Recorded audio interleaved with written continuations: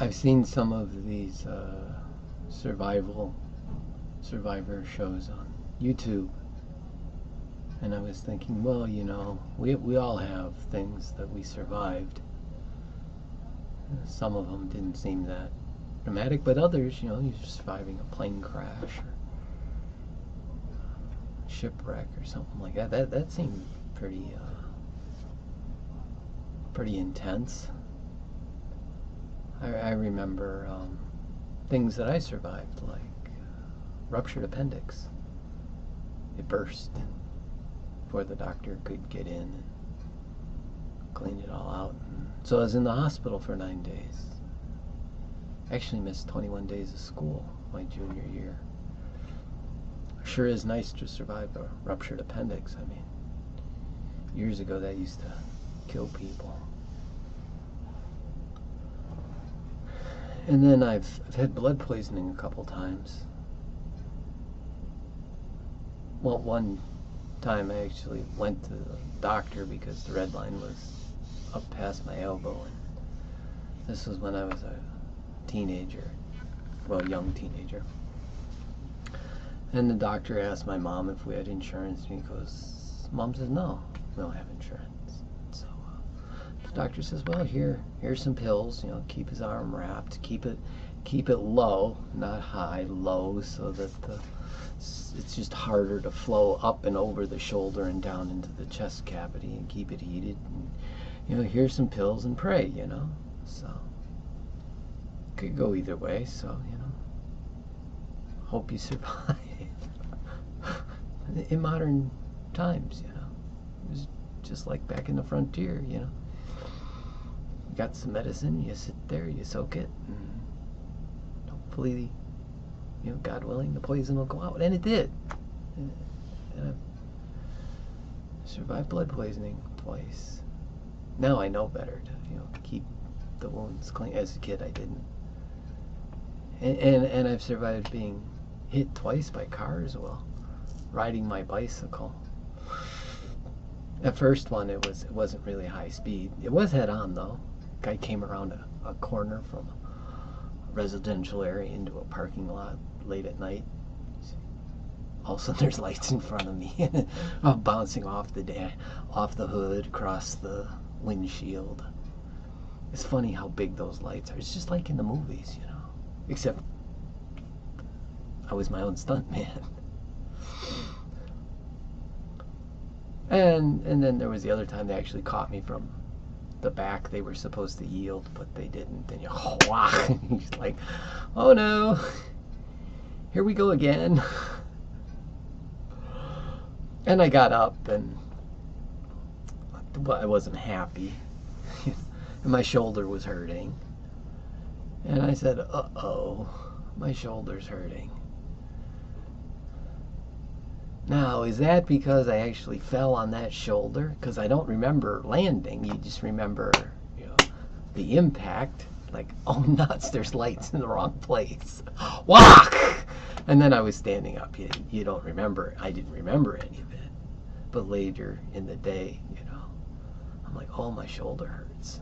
Oh, my left shoulder hurts. Did I land on that? Or is there something worse wrong? Because you see, I've also had a ruptured spleen. And got that playing football in the local park with a cousin and their friends, And the funny thing about your spleen is that the way your body is wired, your brain can't tell the difference between your shoulder hurting and your spleen hurting. So when I went into the doctor for the bicycle injury, I told him that, well, yeah, I had a ruptured spleen too. He goes, you still have it? I go, well, yeah, they just let me sit in the hospital for 10 days, and it took a couple months to recover. He goes, okay, well, we'll check you out, because, once those things get bruised, and your shoulder is sore right now, and you didn't necessarily land on it, we'll check it out and make sure you're not bleeding again internally. Like the first doctor had found out. You did what? Well, yeah, I was playing football, and I got hit here in the stomach, and, lost my breath, and my whole stomach hurts, and my shoulder hurts too. And he goes, oh, your shoulder hurts. He pokes me in the shoulder. He goes, does that make it hurt? I'm like, No, actually that doesn't. That's kind of odd. And then he jabs me under the left ribs where the spleen is at. Ouch! And then he explains to me. Some doctors are really good at explaining stuff. Well, yeah, the way your nerves are wired and everything. If you get a damaged spleen, it can show up, and it showed up for me as pain in my left shoulder. I was like, oh, that's really good to know. And they collapsed my vein trying to take blood because, well, actually I was bleeding internally, so I didn't have the same amount of blood in my body. And the first doctor wanted to operate, and my sister was there because I was, staying at her house, and she, I want a second opinion. So another doctor comes in and says, well, if you just lay in bed and don't move, the young human body has, great ability to recover. But, if your hemoglobin count goes down too low, past, I forgot what it was, maybe about 11 or 10, something like that. He says, well, then we legally have to operate because you're bleeding to death on us.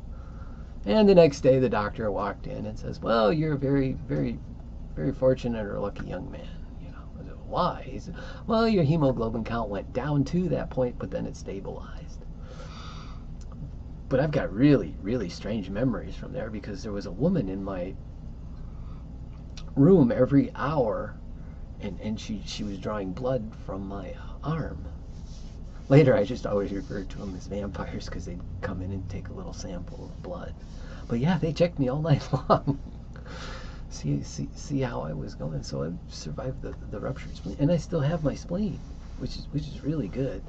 But it leads for these really interesting memories because they're watching me and they're waiting to see if there's anything that happens. So they didn't give me any painkillers at all. None. So the blood is sloshing around every time I move across one bruised internal organ to another bruised internal organ.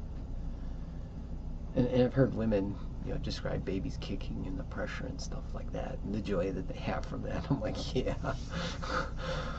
And then the women who would complain about it, I'm like, yeah, I kind of understand that. It's not quite the same, because it's just, blood sloshing around and your organs are in pain and you can't laugh. But hey, I survived, didn't need any painkillers. I have a cousin who survived, gotten hit by a car while riding a bicycle. She actually went through many surgeries and stuff like that without, the real serious painkillers. And I was fortunate because of my 2 accidents. I got up and I walked away. Nothing long term that I know of, Just this aversion to cars to a certain degree. And then there's I was 2 or 3, I drank bleach. For the life of me, I couldn't figure out how I managed as a 2 or 3-year-old pick up a bottle of bleach. But then later in life, my mom told me that it wasn't in a normal bleach bottle. So yeah, of course. Had my stomach pumped in that. But I don't remember that. So apparently I threw up a lot though. Which is, different than the other near-death experience I had where I was working in a laboratory, an industrial laboratory, industrial controls.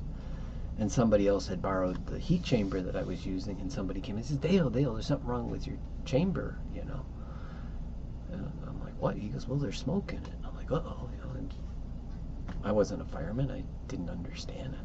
It doesn't make any sense. I opened it up, and smoke hits me in the face and gets the guy behind me, too. He got sick right away. He didn't come into work the next day. I was a little healthier. It took a little longer. Smoldering polyurethane, the stuff that my friend who's a volunteer fireman, he says, Dale, we wear masks to avoid that stuff. It's toxic. It kills people. And the doctor at church, he looked at me and he was like, you were exposed to what? Oh, and you're still alive. Well, that's good. Have you had the diarrhea yet? I'm like, no. He goes, well, you will. And I'm like, this stuff is bad? He goes, oh, you just didn't get enough to kill you. That stuff's toxic. He goes, yeah, you're get a lot of orange juice, a lot of liquid, and stay close to the bathroom tonight. And he was right. It's just another science experiment. You know, you pour the liquid in and it goes out inside of a minute. It's not quite like the blood sloshing around inside your internal organs. You know, because it's cool and kind of refreshing. You know, like the old saying goes, you know, it's just wrapped through a goose. But the effect of the toxic chemicals, man, that was worse than the painkillers that I had in the hospital, because those wear off, and you know you're just like la-di-da-di-da, but you know you get all those chemicals in your head, and you're just like not focusing on reality quite as easily anymore. But I survived. You know, it took a couple years to get it all out of my system. Well, and then there's the incident with the horse. I was up riding my dad's horse. He had the pony and the buggy, and I had the horse, and we were out been riding on the country roads. They're all gravel roads up there. Even the road into their driveway is gravel with grass growing down the center of it. And he says, yeah, when we go home, Angel, she likes to run home. Just goes at a gallop, goes at a run. So when you go down that hill, the horse is just going to want to take off, and you're not going to be able to. He says, I stop her, so just get used to it. Turn the corner, hang on, and the horse will stop before it runs into the rail by the garage. I'm like, oh, okay, cool. Yeah. So indeed, the horse took off. And we went around the corner, and this is really great and everything, and all of a sudden the horse plants her feet. Except it wasn't it was what? And I went off the right side of the horse. Well, actually, I went off the wrong side of the horse, but it was the right side of the horse. And I kind of did this half gainer twist in the air because I really didn't want to land on my face. And then I hit the ground, and I was like, oh God, I don't want to roll into the raspberries. Keep me from rolling into the raspberry patch. Because right next to the gravel road, you know, a few feet over the grass was the raspberry patch. And I rolled a little bit, and I stopped, and then there's this raspberries that are hanging over the grass, and I'm looking up at the hanging raspberries, and, you know, right next to, you know, my shoulder. That wasn't hurting, you know, it was other parts of my body that had, you know, bounced on the gravel road from the height of the horse's back. And she was an Appaloosa, you know, nice, beautiful horse. Could run fast, could stop fast too. And I'm laying on the grass, really thankful that I didn't roll into the raspberries. Because that would have hurt even worse. And I thought the grass felt really good. And then I look up and I'm like, who put the electric fence back across the road? Don't you remember we were out riding horses? You know, it was just like, whoops. It's kind of an accident. You know. But hey, I survived. It was a really painful ride from northern Minnesota down to Milwaukee, though. But I flew through the air with the greatest of ease, and I remember it. You know, it's my own little video. And other people, you know, rodeo guys that get thrown off the horse all the time. You know, after a while, it's just part of the business. But when you're a novice, you're not expecting it. Don't know how to land very well. But I survived. And like I said, I worked in industrial electronics, so I've been electrocuted a few times. Somebody interrupted me.